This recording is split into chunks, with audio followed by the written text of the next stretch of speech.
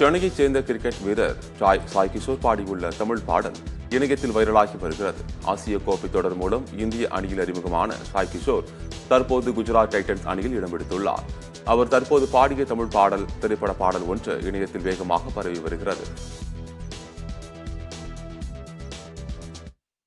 அந்த அறிவிப்போல் அன்பத் தருவாளே, சின்ன அறிவிப்பும் இன்றி சுடுவாளே, நீயும் தும்மிரடி தும்மிரடி ஆயுசு நூறாக என்னாயில் உன்னோடு பொத்தி வச்சிட்டாயே, ஏன் பார்வை உன்னோடு உன் முல்லை கண்ணோடு பேசாம விண்ணோடு நாம் இறந்து போவோம் காதோரம் அடியாலோ